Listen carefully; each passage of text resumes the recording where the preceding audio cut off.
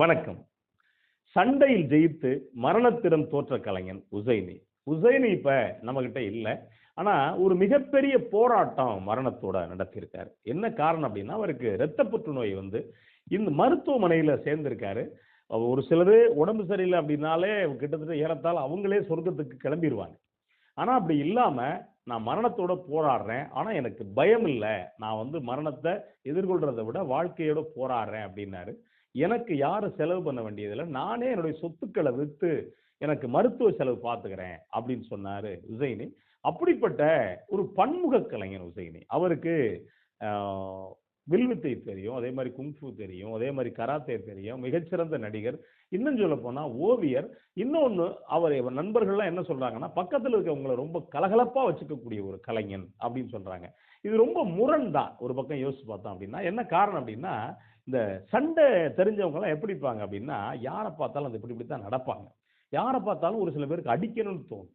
ஆனா, அப்படி இல்லாம ஒரு கலைஞன், ஒரு நகைச்சுவையாக்குரிய கலைஞனாவும் இருந்தது அப்படிங்கிறது, ஒரு அபூர்வத்திலயும் இன்னொரு அபூர்வமான பிறவிகள் தான் இந்த மாதிரி இருக்க முடியும். அவருடைய கடைசி ஆசை அப்படிங்கிறது, வில்வித்தைய மக்களுக்கிட்ட கொண்டு போய் சேர்க்கணும் அப்படிங்கிறது, விஜய சந்திக்கணும் அப்படிங்கிறது 2மே அவருக்கு நிறைவேறாம இறந்திருக்காரு. இதுக்கு நடுவுல தன்னுடைய உடல வந்து பொதுவுல சமர்ப்பிக்கிறேன் அப்படின்னு அது வேற ஒரு பக்கம் சொல்லியிருந்தாரு. ஆனா, உசைனிய யோசிச்சு பார்க்கிறப்ப, ஒரு பல படங்கள் நடிச்சிருக்காரு. பத்ரி படத்துல நடிச்சிருக்காரு. அதுக்கு முன்னாடி பல படங்கள்ல பாலச்சந்தர் படங்கள்ல தான் முதல்ல அறிமுகமானவர். அப்படி பல படங்கள்ல நடிச்சிருக்காரு. இதையும் தாண்டி ஜெயலலிதாவுக்கு அவருடைய கட்சிக்கு ரொம்ப நெருக்கமா இருந்தவர். இன்னும் சொல்லப்போனா, ஜெயலலிதாவுகிட்ட அவருடைய ரத்தத்தை எடுத்து ஓவியம் வரைஞ்சு குடுத்தப்ப, ஜெயலலிதா பார்த்துட்டு மிரண்டுட்டாங்களாம். "ஏன் இது மாரிலாம் பண்றீங்க? இப்படியெல்லாம் பண்ணக்கூடாது." அப்படின்னு சொல்லிட்டு ஜெயலலிதாவே மிரண்டுட்டாங்களாம். அந்த அளவுக்கு ஒரு தன்னம்பிக்கை உள்ள கலைஞன். ஒரு எனக்கு தெரிஞ்சு ஒரு பாடகரும் ஒரு பாடகருக்கு ஓவியம் வரைவாங்க. இன்னொன்னு ஓவியர்கள் பாடகரா இருப்பாங்க. இது வந்து 2க்கும் ஒரு பெரிய தொடர்பு உண்டு. ஒரு சில நடிகர்கள் ஓவியம் வரைவாங்க. ஆனா, ஒரு கராத்தே கலைஞன் ஓவியம் வரையிறது அப்படிங்கிறது ரொம்ப அபூர்வத்திலயும் அபூர்வம் தான். அதுலயும் இவரு ஆ குங்ஃபூயும், கராத்தையும் சைனாவுக்கே போய் கத்துக்கிட்டு வந்திருக்காரு. அங்க போய் அங்க கத்துக்கிட்டு வந்து, இன்னும் சொல்லப்போனா, இங்க வந்து ஒரு குறிப்பிட்ட மாணவர்கள உருவாக்கி, தான் பெருசா அதுக்குள்ள போகணும் அப்படிங்கிறத தாண்டி, பல இந்த சினிமாக்களுக்காக பல தன்னுடைய மாணவர்கள சினிமாவுல நுழைச்சு, இந்த மாதிரி எல்லா வேலையும் பண்ணியிருக்காரு உசைனி. உசைனி பண்ணுனது இன்னொரு விஷயம் என்னன்னா, எல்லாரும் சொல்றது என்ன சொல்றாங்கன்னா, விஜய பார்க்க அவருடைய கனவு நிறைவேறல அப்படின்னு சொல்றாங்க. ஆனா, உசைனி இன்னொரு வேலை பார்த்திருக்காரு. அது என்ன அப்படின்னா, ஆம், ஒரு வித்தியாசமான கராத்தே தொடர்பான, குங்ஃபூ தொடர்பான ஒரு படம் நடிக்கிறது.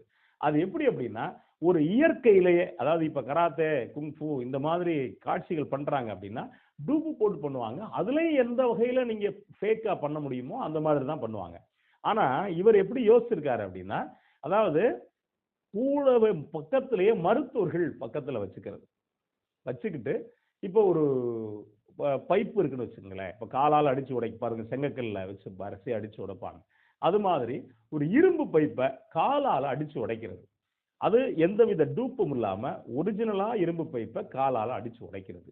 அந்த அது மாதிரி இதுல ஏதாவது பிரச்சனை வந்தது அப்படின்னா, ஒருவேளை கால் முறிவு ஏற்பட்டுச்சுன்னா, உடனே மருத்துவர வச்சு சரி பண்ணிக்கிறது. எந்த அளவுல அவர் கரெக்ட்டா அந்த கால் போகும். அப்படி போனா கரெக்ட்டா அந்த பைப் உடையும் அப்படிங்கிறது எல்லாத்தையும் ஒரு பக்கம் பயிற்சி எடுத்துக்கிட்டு இருந்திருக்காரு. இன்னொரு பக்கம் என்ன அப்படின்னா, அதாவது கத்திய இப்ப நம்ம வந்து சினிமாவுக்குன்னு தனியா கத்தி இருக்கு.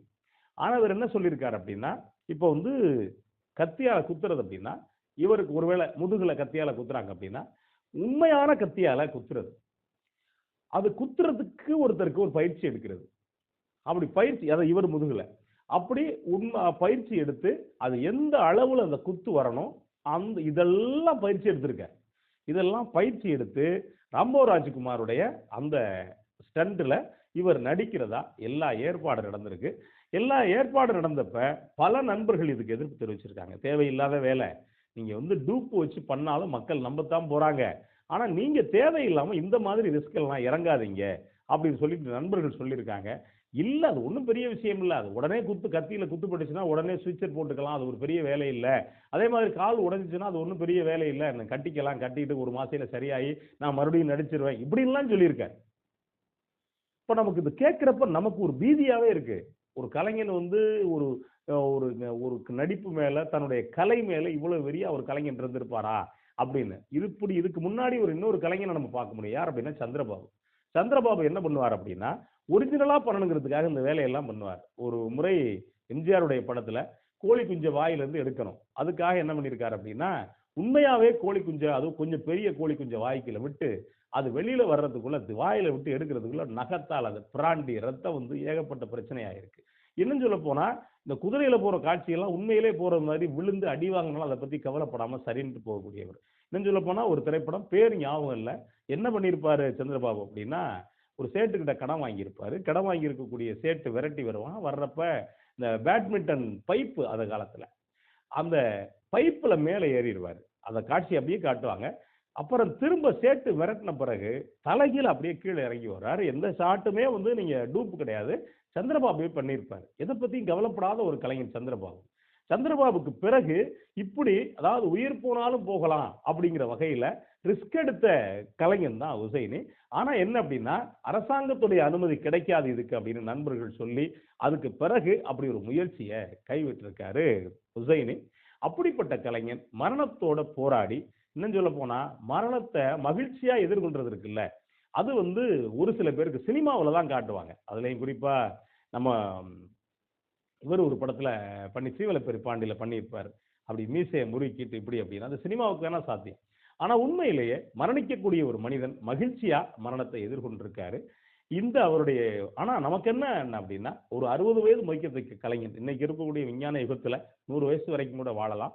ஆனா வாழ வேண்டிய ஒரு கலைஞன் இந்த காலகட்டத்துல நம்ம விட்டு பிரிஞ்சது அப்படிங்கிறது சோகம். அவருக்கு நம்முடைய இதயப்பூர்வமான அஞ்சலிகள். வணக்கம்.